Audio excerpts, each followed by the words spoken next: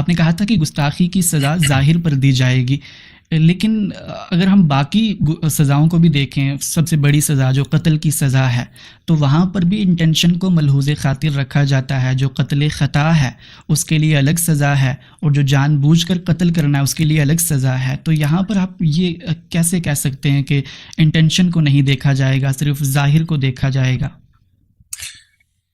قتل خطا اور قتل عمد میں آپ جو فرق کرتے ہیں وہ نیت کی بنیاد پر کرتے ہیں، یا قتل کی بھی 3 طرح کے ہیں، قتل عمد، قتل شبہ عمد اور قتل خطا، یا ہتھیار کی بنیاد پہ کرتے ہیں؟ یہ تو آپ بہتر بتا سکتے ہیں. ایک آدمی نے ایک کلوز پراکسیمیٹی پہ گولی چلا دی، بندوق ہے اس کے پاس، سامنے والے کے گولی چلا دی. کلوز پراکسیمیٹی کہہ رہا ہوں، ایک ہے بہت دور، وہ سمجھ رہا تھا کہ ہرن ہے، اور بہت دور کہیں کچھ اس کو لگا کہ شاید ہرن ہے، اور اس نے گولی چلائی اور وہ بندہ نکلا انسان. یہ قتل خطا یعنی اس میں اس کو کہنے کی بھی ضرورت نہیں ہے. اگر وہ ثابت کر دے کہ بھائی میں تو ہرن کا شکار کرنے کے لیے گیا تھا، ہرن کو مارا تھا، یہ بندہ کہاں سے آیا، بس ہو گیا کافی. اب دل تو چیر کر کوئی دیکھنے سے رہا. لیکن اگر مان لیجئے وہ کلوز پراکسیمیٹی میں ہے اور وہاں سے اس نے گولی چلائی، تو اب اس کو قتل خطا نہیں کہا جائے گا. وہ کہے گا نہیں یہ غلطی سے ہو گیا، نہیں میں تو اس کو ہرن سمجھ رہا تھا. بھائی 20 فٹ کے اوپر بندہ ہے تو اس کو ہرن کیسے سمجھ رہا تھا؟ تو اب یہاں نیت نہیں دیکھی جائے گی، ہتھیار دیکھا جائے گا. ہتھیار دلیل بنے گا کہ اس بندے کی نیت کیا تھی. ورنہ تو ہر قاتل یہ کہے کہ میری نیت تو اصلاح تھی معاشرے کی، میں تو اس کو پیار کر رہا تھا، وہ تو گولی لگ گئی اس کے، تو کوئی بھی قاتل اس کو آپ کبھی سزا ہی نہیں دے پائیں گے. تو یہاں پر جو فیصلہ ہوتا ہے وہ ہتھیار کی بنیاد پر ہوتا ہے. تو یہ جو قیاس آپ نے کیا یہ قیاس غلط ہے. اب آ جائیں گستاخی کے اوپر. ایک آدمی اگر گستاخی کرتا ہے اور ظاہری طور پر، تو ہر گستاخ جو دل سے بھی گستاخی کر رہا ہوگا، جب اس کو سزا دی جائے گی نا، تو وہ یہ کہے گا میری تو نیت کچھ اور تھی، وہ غلطی سے ہو گیا.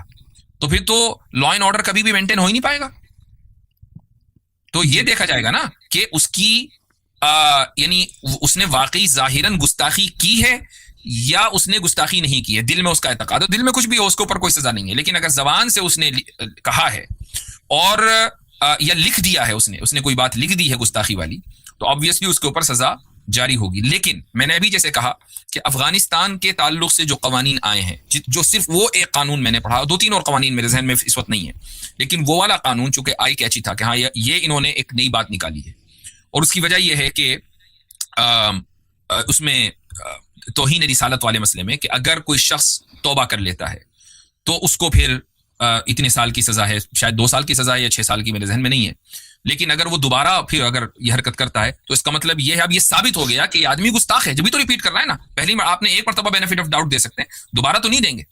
تو اب انہوں نے اس کو سزائے موت بھی نہیں دی، اور معاملے کی سنگینیت کو اس طرح باقی رکھا کہ ویسے ہی نہیں چھوڑ دیا، بلکہ کچھ نہ کچھ سزا بھی دی، اور اس کے بعد پھر دوبارہ اگر وہ یہ حرکت کرے گا تو سزائے موت. آئی تھنک یہ بہت بیلنس قانون ہے.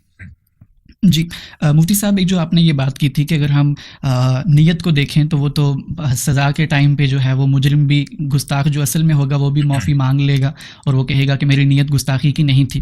تو یہاں پر اگر ہم اس کو تھوڑا اور اس کی تحلیل کریں، ایک تو یہ ہے کہ جو عام گستاخ ہیں جن کا پورا ٹریک ریکارڈ ہی ایسا ہے کہ وہ گستاخی کرتے ہیں، لیکن اگر کسی کی بات میں، کسی کی کنٹروورشل سٹیٹمنٹ میں کوئی ابہام ہے اور خاص کر وہ مذہبی اسکالر ہے، تو کیا ایسی صورتحال کے اندر بھی صرف ظاہر کی بنیاد پر اس کو مطلب گرفتار، یعنی آپ اپنے استاد کے دفاع میں پورا زور لگا کر میری زبان سے یہ کہلوانا چاہتے ہیں کہ 295C غلط لگا؟ اگر یہ بات ہے، میں تو پہلے ہی کہہ چکا ہوں. ہاں پہلے کلیئر ہو گیا، پہلے کلیئر کر دیا کہ وہ گستاخ نہیں ہے. میں جسٹ یہ سمجھنا چاہ رہا ہوں کہ آپ نے جو پریمس بلڈ کیا ہے اس میں انٹینشن کو آپ نے کوئی بھی جگہ نہیں دی، جبکہ اگر کہیں پہ ابہام موجود ہو، کوئی عالم ہو، صرف انجینئر صاحب پر نہیں بلکہ دیگر اسکالرس پر بھی فتوے لگے ہیں. اگر ابہام موجود ہے تو وہ ابہام الفاظ میں ہی ہے نا. اگر وہ ابہام کہاں ہوگا؟ وہ یہ کہے گا کہ نہیں میری نیت ایسی تھی ویسی تھی. بھائی ابہام میں تو ابہام بھی تو الفاظ ہی میں ہوگا نا. مثال کے طور پر وہ جو سمجھ لیں کہ جنید جمشید والی کنٹروورسی ہوئی تھی، اب مجھے ایگزیکٹ الفاظ ان کے یاد نہیں رہے، یا مفتی طارق مسعود صاحب نے کینیڈا میں ایک بیان دے دیا تھا. اچھا میں یہ بھی بتا دوں کہ مفتی طارق مسعود صاحب کو اپوز میں نہیں کیا تھا، ٹھیک ہے. جو مفتی صاحب کو برا بھی لگا ہوگا، اور ظاہر ہے کہ وہاں میں انڈیا کی صورتحال اور امریکہ کی صورتحال الگ ہے، پاکستان کی صورتحال الگ ہے. مفتی صاحب کے قریبی لوگوں نے مجھ سے رابطہ کیا کہ بھئی آپ نے کیا کہہ دیا. تو خیر اینی ویز وہ ایک واٹس ایپ گروپ کے اوپر میں نے یہ کہا کہ بھائی مفتی صاحب کا یہ رجوع بھی کوئی رجوع ہے، رجوع کریں تو صحیح سے کریں رجوع. وہ جو انہوں نے قرآن کی آیت کے تعلق سے ایک بات کہی تھی نا، آپ کو شاید یاد ہو، تو جی جی اس ہاں پر تو رجوع ان کو بغیر کسی قیل و قال کے کرنا چاہیے تھا، جو بعد میں انہوں نے کر لیا، بات ختم ہو گئی. یعنی ہم نے بھی دینی حمیت میں ہی بات کہی تھی، ورنہ مفتی طارق مسعود صاحب سے کوئی ہماری خدا نخواستہ دشمنی کوئی ہے، ہمارے دوستوں میں سے ہیں وہ. تو پوائنٹ یہ ہے کہ یہ ابہام والی بات ہے، یہ ہے ابہام کہ ایک آدمی یہ کہے کہ نہیں بھائی میں رجوع کرتا ہوں، مجھے یہ نہیں یہ کہنا چاہیے تھا، میں یہ کہنا چاہ رہا تھا. الفاظ ہی سے تو اس نے ثابت کیا نا کہ میں یہ کہنا چاہ رہا تھا، میری زبان سے یہ لفظ نکل گیا، تو ٹھیک ہے، دیٹس فائن. لیکن ایک آدمی اگر آپ علیہ الصلوۃ والسلام کو العیاذ باللہ گالیاں دے تو آپ یہ تو نہیں کہہ سکتے کہ بھائی نہیں یہ تو ابہام ہے، نہیں وہ کچھ اور کہنا چاہ رہا تھا. گالی تو گالی ہوتی ہے نا، بالکل بالکل. تو اس کو اس میں آپ نیت کیسے نکال کے لائیں گے؟ جی جی میں ایک کیس اسٹڈی رکھ دیتا ہوں یہاں پر ٹھیک ہے. کہ کبھی کبھار جو آپ نے مثال دی مفتی طارق مسعود صاحب والی، آپ نے کہا کہ ابہام الفاظ کے اندر ہی موجود ہوتا ہے، لیکن کبھی کبھار ایسی اسٹیٹمنٹ آتی ہے ہمارے علماء کرام کی طرف سے، میں اس چیز کو شروع نہیں کرنا چاہوں گا، پھر آپ مجھے کہیں گے کہ انجینئر صاحب تو یہی کام کرتے ہیں.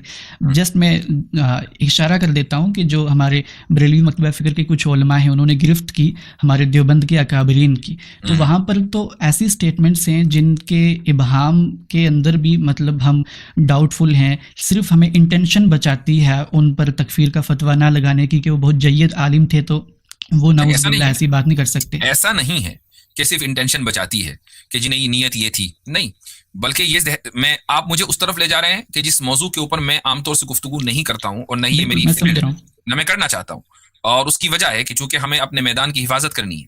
لیکن یہ ذہن میں رکھنا چاہیے کہ بہت سی مرتبہ ایسا بھی ہوا ہے کہ جو بات جیسی تھی ویسی نہیں کہی گئی اور اس لیے وہ گستاخانہ لگی. جی ایک اور چیز مجھے بتا دیں کہ جیسے سیدنا عمر کے دور میں جب قحط سالی ہوئی تو وہاں پر چور کی سزا کو انہوں نے ٹیمپریری طور پر جو ہے وہ ختم کر دیا، تو وہ بھی وہاں پر بھی اس کے پیچھے انٹینشن ہی ملحوظ خاطر تھی کہ چلیں اس دوران مجبور ہیں لوگ چوری کرنے کے لیے، وہ یہ سب چیزیں کر دیتے ہیں.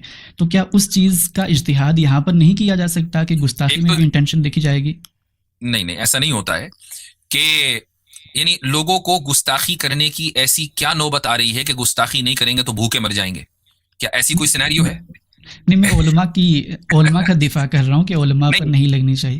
نہیں دیکھیں، ابھی تو آپ تھوڑی دیر پہلے کہنے لگے کہ بھئی افغانستان کے تعلق سے یہ خبر آ رہی ہے کہ وہاں علماء کے لیے قوانین الگ ہیں. اس سے تو معاشرے میں تفریق ہو جائے گی نا کہ عام لوگ کچھ بھی کہے اس کو کھٹ سے پکڑ لیا اور عالم کچھ بھی کہتا پھرے، یہ کیا بات ہوئی؟